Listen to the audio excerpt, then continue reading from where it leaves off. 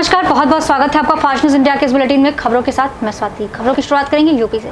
UP के बरेली जिला जन अधिकार पार्टी के कार्यकर्ताओं ने जिला अध्यक्ष किशन पाल श्रीवास्तव के नेतृत्व में राज्यपाल को संबोधित ज्ञापन दिया जिलाधिकारी को और मांग की पेट्रोल और डीजल के बढ़े हुए दामों को वापस लिया जाए और भाजपा सरकार द्वारा पिछड़े वर्ग के खत्म किए गए आरक्षण को दोबारा लागू किया जाए।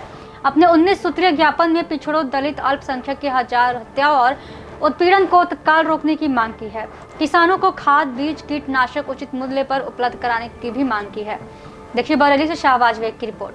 क्या नाम भैया आपका? मेरा नाम ओम प्रकाश मौर्य। ये जो कोरोना महामारी में जो आज के समय में जो गरीब जनता परेशान है, सरकार इस पे ध्यान नहीं दे रही है और इस बीच जो है पेट्रोल और डीजल पे जो लगातार वृद्धि हो रही है, जिस पे गरीब लोगों पे मार पड़ रही है, किसानों को दिक्कत आ रही है डीजल महंगा होने की वजह से। तो इस चीज़ को देखते हुए जो आवारा पशु घूम रहे हैं उस पर भी ध्यान नहीं दे रही है सरकार, जिसमें किसानों के लिए बहुत बड़ा नुकसान हो रहा है। इस चीज़ को देखते हुए हमारे जन अधिकार पार्टी के राष्ट्रीय अध्यक्ष एवं पूर्व कैबिनेट मंत्री माननीय बाबू सिंह कुशवाहा जी के आदेशानुसार हम लोगों ने भारत के महामहिम राष्ट्रपति और उत्तर प्रदेश के महामहिम राज्यपाल जी के लिए संबोधित ज्ञापन सौंपा है। अलीराजपुर कलेक्टर में 10 अगस्त को दिशा व आपदा प्रबंधन की बैठक होना था, जिसमें सभी जनप्रतिनिधियों को बुलाया जाता है, लेकिन झाबुआ विधायक कांति लाल भूरिया को दिशा की बैठक में न बुलाकर केवल आपदा प्रबंधन की बैठक में ही बुलाए जाने पर भूरिया समेत अलीराजपुर व जोबट के विधायक भी नाराज हो गए और बैठक का बहिष्कार कर दिया। वहीं तीनों कांग्रेस विधायक आपदा प्रबंधन की बैठक में से निकलकर बाहर हो गए। वहीं विधायक कांतिलाल भूरिया व दोनों विधायक जिला प्रशासन और सांसद गुमान सिंह डामोर पर भड़के और आरोप लगाया कि मनमानी तरीके से काम किया जा रहा है और नियमों को ताक में रखकर जनप्रतिनिधियों को नजरअंदाज किया जा रहा है। देखिए अलीराजपुर से सुमित सालवी की रिपोर्ट। एक तो यहाँ पर पूरा भाजपाकरण कर रखा, जिला प्रशासन कलेक्टर से नीचे तक दबक के। जब ये दिशा की मीटिंग में सारे एमएलए और जनप्रतिनिधि और जो सदस्य वो सबको यहाँ पे मिला के मीटिंग होती है और उसका एजेंडा एक हफ्ते पहले हर सदस्य को, विधायक को मिलना चाहिए। उनको एजेंडा भी नहीं मिला, न मुझे खबर की, बस दिशा की बात फोन पे आई थी खबर की दिशा की मीटिंग है, जबकि उसकी क्या बोलते हैं आपदा प्रबंधन की मीटिंग है 2 बजे और ये दिशा की मीटिंग की खबर नहीं की हमको। किसी को, कलावती को मालूम नहीं, मुझे मालूम। और जब पता लगा तो दिशा की मीटिंग चल रही और दिशा की मीटिंग उसको गुमान सिंह को केंद्र की योजना की समीक्षा करने का अधिकार है, केंद्र की। अब उसने तो केंद्र की योजना तो एक तरफ, बस एक प्रधानमंत्री एक मुद्दा नंबर 1 पे है, उसको लिया। उसके बाद फिर रेत माफिया कौन है, दूसरा कौन है, कौन दारू का ठेकेदार कौन है, वो पूरी लिस्ट बुला रहा हो। तो ये उसका मतलब ये तरीका है क्या? और हमारे जैसे लोगों को, सीनियर लोगों को, हमने भी सरकारें चलाई 35 साल तक। अब इस तरह से सारे एक ठेकेदारी जैसे काम चल रहा है। और अब हमको वहाँ बुलाया और 1 घंटे से हम लोग बैठे और 1 बजे मैं आ गया था नीचे, पर वो क्या नहीं मीटिंग चल रही है। जब दिशा की मीटिंग में विधायक तो है तो क्यों नहीं हमको बुलाया? ये सब सारा बैठ के सारा भ्रष्टाचार का तूफान करा। मतलब जितने भी पैसा आया था वहाँ से 3-4 करोड़ रुपया आया था, मतलब गरीबों को खाना देना, वो उसका क्या हिस्सा, उसका कोई पता वो एजेंडा में है ही नहीं। उसी तरह से लोगों को रोजगार देने की बात, रोजगार दे ही नहीं पा रहे हैं। लॉकडाउन के आड़ में सारे उन्हें व्यापारी सब परेशान हो रहे हैं और सुबह से 8-2 बजे बंद कर दो। गरीब लोग आते हैं दुकानों में सामान ले, उनको सामान नहीं मिलता, भगाया जा रहा है। ये क्या दादागिरी? एक किसी तरह से वो उन्होंने लगा दिया कर्फ्यू टाइम। अब हम लोग सब सारे परेशान हैं और यहाँ पे जो मुद्दे की बात होना चाहिए एक भी नहीं है, न कोई जानकारी न कुछ नहीं। जब विधायक मुकेश ने पूछा जो जानकारी तो उन्होंने मना कर दिया, नहीं। अब ये जिंदगी भर नौकरी करके गुमान सिंह आए, वो आज वो सिखाए राजनीति, पहले राजनीति सीख फिर बना ये बात कर। इस तरह से सारी हरकतें यहाँ हो रही है और कलेक्टर अधिक बस कर्मचारी के हिसाब से काम चल रहा। भाई प्रजातंत्र, लोकतंत्र को खत्म करने की साजिश चल रही है। कई लोग जनपद जिनको बुलाया बात ही नहीं सुनी जा रही। कोई कहते जो पूछे जवाब उसका जवाब ही नहीं। इस बात ऐसे मीटिंग में बैठने से फायदा क्या? हम लोग बहिष्कार करके आ गए, हमने बाहर आ गए, हमने कहा ऐसी मीटिंग में हम नहीं बैठना। ये सब सौदा हो रहा है, ठेकेदारी और दुकानदारी चलाने का ये सारा यहाँ पे काम चल रहा है। यहाँ यूपी के सोनभद्र जिले के चुर्क बिजरी में पोखरे के पास सांस्कृतिक कार्यक्रम का मंच का निर्माण चल रहा है, जो कि विधायक भूपेश चौबे के कर कमलों द्वारा पूर्ण किया जा रहा है।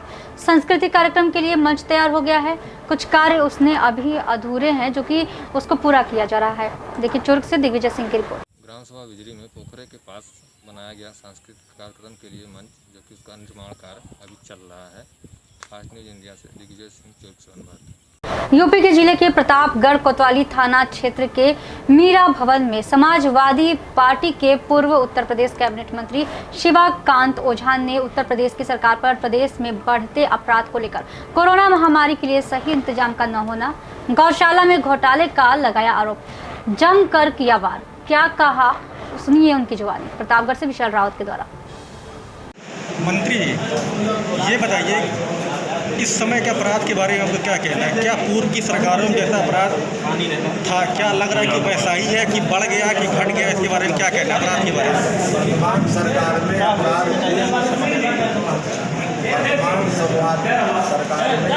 पूर्व सरकारों से ज़्यादा है। ये रिकॉर्ड बोल रहे हैं, आप थानों में चले जाओ, रिकॉर्ड निकलवा लो, किसके ज़माने में अपराध ज़्यादा था। हमारी पार्टी को बदनाम करने के लिए समाजवादी पार्टी के लोग प्रयत्न करते थे, लेकिन आज तो गली गली, मोहल्ला मोहल्ला, घर घर चिल्ला रहा है अपराध है, अपराध और हर प्रकार के अपराध, युवा खिलाने से लेकर व्यभिचार होने तक, अप्राकृतिक मैथुन तक सारे अपराध होते हैं। ऐसी स्थिति में अगर ये कहें कि ये सरकार अपराध युक्त सरकार है तो कोई अच्छी बात नहीं है। और दूसरा सवाल मेरा ये है कोरोना के लेकर, क्या आपको लगता है कि इस सरकार में कुछ कम हुआ है, कुछ सरकार कुछ कर रही है इसके लिए? देखिए, कोरोना के बारे में हम नहीं समझते कि सरकार कोई काम कर रही है। कोरोना जिस ढंग से फैला है, शुरुआत में ही सरकार ने बड़े गलत निर्णय लिए और जिस ढंग से हमारे क्षेत्र प्रदेश के लोग बाहर काम कर रहे थे, अपने घरों में आ रहे थे, जो व्यवहार सरकार ने किया तो बड़ा अनैतिक, हमारी आदि व्यवहार का बड़ा और दुख है कि देश के माननीय बात हमको बड़ाई से रोकेगी, दूसरे नहीं देंगे। आज में उन्होंने अपना बयान बना, ये अवैधानिक अब कोरोना जितनी तेजी से बढ़ रहा है, आज की तारीख में हमारा का उत्तर प्रदेश में सबसे ज़्यादा कोरोना क्यों हो रहा है, वहाँ पर क्यों रोकथाम उसकी नहीं हो रही है? और जिम्मेदार है इसका। गाँव गाँव में कोरोना फैल रहा है, टेस्टिंग कोई प्रॉपर हो नहीं रही है। ऐसी स्थिति में कोरोना का सही उपचार हमारा ख्याल है बहुत कोई है नहीं दुनिया में, दुनिया में, लेकिन उसको रोकथाम की जो प्रक्रिया होनी चाहिए, जो तेजी होनी चाहिए उस सरकार में।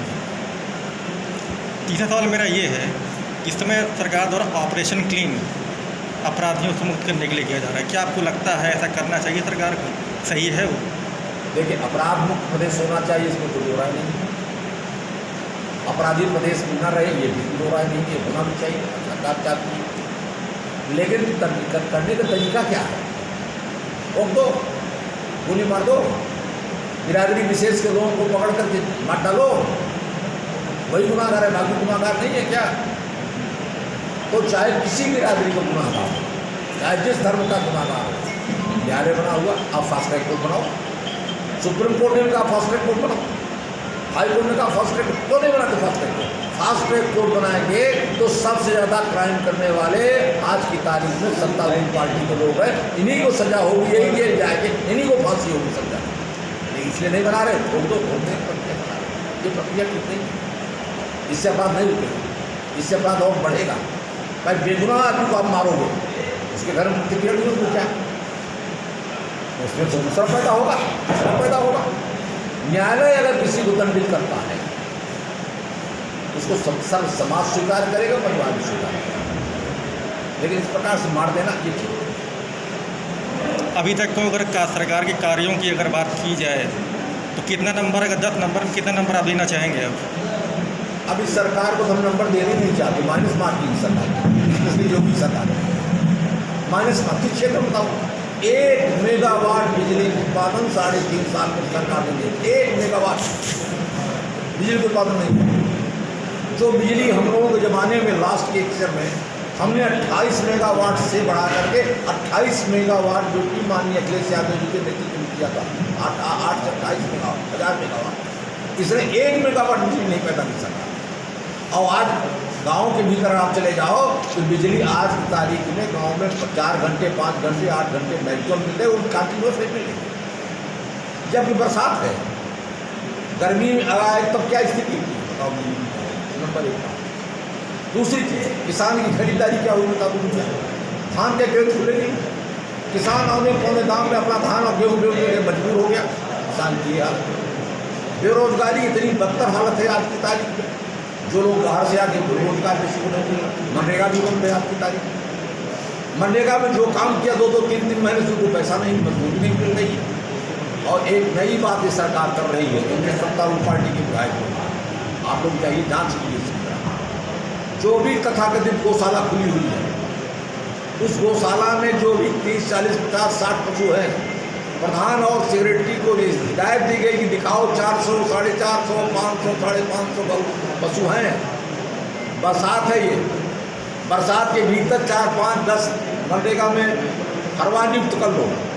उन गाँवों को, गऊओं को सब छोड़ दो, जितना बछुआ बचिया रहा है वो सब चले दिन भर गढ़ा में पानी पी ले, पानी पी के साथ ही खेत लिया जाए और सारा पैसा निकाल करके माननीयों को खाते में दे दो। ये नया तरीका है। मतलब मानते हैं कि गौशालाओं के नाम पर घोटाला हो रहा है। भयंकर घोटाला, घोटाला नहीं भयंकर घोटाला है ये। इसमें नीचे हम नहीं कहते कि मुख्यमंत्री इन्वॉल्व है, ये मेरा मुख नहीं है, लेकिन इसमें कहीं न कहीं नीचे से लेकर बड़े लोगों तक इन्वॉल्व हैं। इसकी भी जांच होने पर पता चलेगा गौ माता के नाम पर कितना बड़ा घोटाला इन लोगों ने किया है। बाकी कौन सा क्षेत्र बता दो, स्कूल कॉलेज सफल में शराब की दुकानें खुलती है, उस पर कोई रोक टोक नहीं है, लेकिन बच्चों के भविष्य के साथ कितना सोशल डिस्टेंसिंग करके पढ़वाते, क्यों नहीं पढ़वाता? शराब की दुकान में सोशल डिस्टेंसिंग है क्या? शराब की दुकान 12 बजे रात तक आप खोलेंगे, करिए आप इतने नहीं। आप कहते हो साहब उससे पढ़े, क्या कहते हो उसको, ऑनलाइन पढ़ाई करो।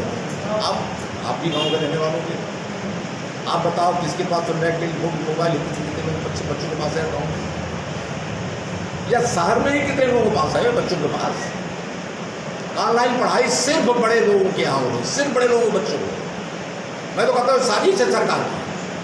ऑनलाइन शिक्षा सिर्फ बड़ों लोगों को शिक्षा दे करके गरीबों के, मध्यम वर्गीय लोगों को शिक्षा से वंचित करने की एक सोची समझी ब्यूरोक्रेट की साजिश है, जो इस प्रदेश पर, देश पर लागू की जा रही है। बंद होनी चाहिए। इतने ब्यूरोक्रेट होता है। अकेले प्रतापगढ़ में नर्सरी से लेकर के पीजी तक असेवित विद्यालयों में पढ़ाने वाले सारे टीचर्स 1 लाख से ज़्यादा बेरोजगार हैं। कहाँ तक मिलता है बताओ? ऐसी स्थिति में कौन सा क्षेत्र है जहाँ पर कर रहे हैं क्राइम? आप देख रहे हो क्या? अधिकारी कोरोना का नाम मनमाना है, मिल नहीं सकते भाई कोरोना है, फोन नहीं उठाएंगे कोरोना है, मिलना चाहते थे सब संभव नहीं है, कोरोना हो गया।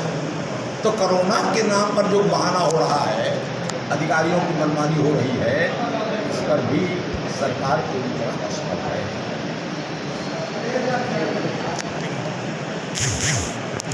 उत्तर प्रदेश के बरेली जिला में भाजपा के अल्पसंख्यक मोर्चा के जिलाध्यक्ष ने अपनी जान का खतरा बताते हुए एसएसपी से शिकायत की। जिलाध्यक्ष ने बताया कि 5 अगस्त को श्री राम मंदिर निर्माण और शिलान्यास के अवसर पर भाजपा अल्पसंख्यक मोर्चे के जिला अध्यक्ष द्वारा मिष्ठान बांटे जाने और श्री राम को इमामे हिंद लिखे जाने पर फेसबुक पर मिल रही धमकियां, अनेक जज लोगों ने जान से मारने और सर कलम करने की धमकी दी है।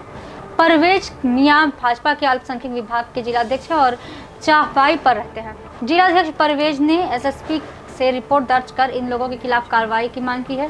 उन्होंने कहा कि वह सुन्नी मुसलमान हैं और भाजपा के सच्चे सिपाही हैं। श्री राम को आदर्श मानते हैं। परवेज ने एसएसपी को स्क्रीनशॉट की कॉपी उपलब्ध कराकर कार्रवाई की मांग की है। देखिए बरेली से शाहबाज बेग की रिपोर्ट। मैं परवेज मियाँ, जिलाध्यक्ष भारतीय जनता पार्टी अल्पसंख्यक मोर्चा।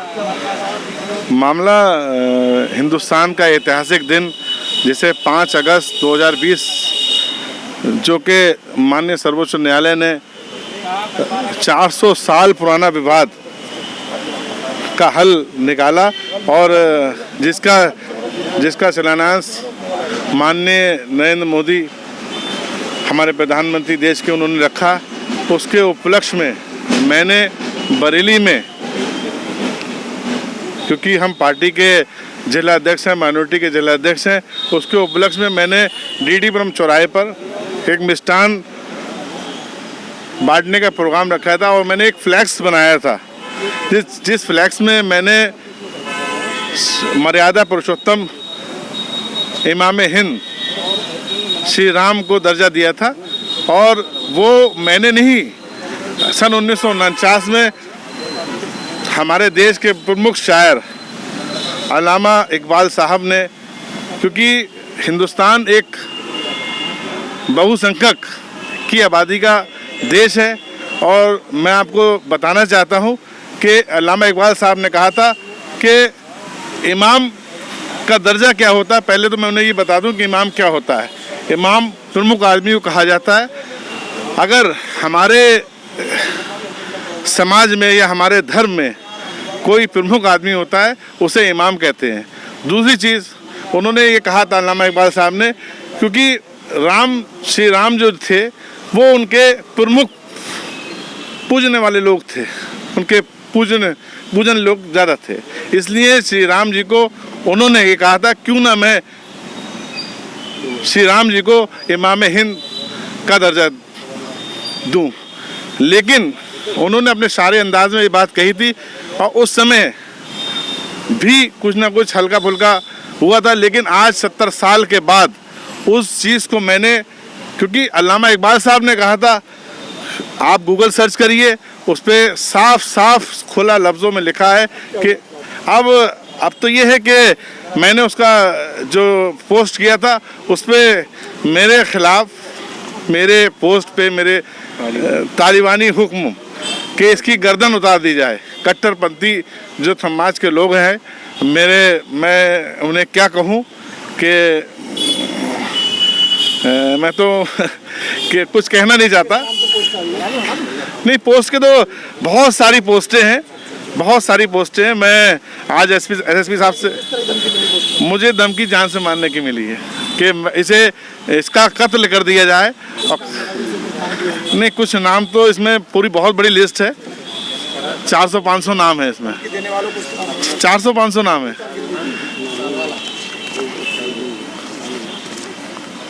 लाल वाली मोटरसाइकिल देख लेना आपने, भाई साहब निकलना जरा हटाओ। नहीं जा रहे हैं, जैसे कि स्कूल टाइम्स के नाम से ग्रुप है, रिपब्लिक के नाम से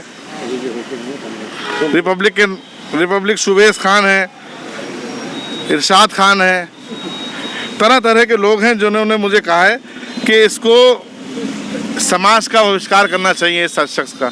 अगर मैंने, क्योंकि हमारा हिंदुस्तान एक डेमोक्रेसी का देश है, हिंदुस्तान मुल्क आज़ाद है, अपनी बात कहने का सबको हक है, सबको राइट है। अगर मैंने श्री राम को अगर इमाम हिंद कहा है तो इसमें मेरी गलती बताएं। तो के समाचार आगे कुछ खास खबरों के लिए बने रहिए फास्ट न्यूज़ इंडिया के साथ। धन्यवाद।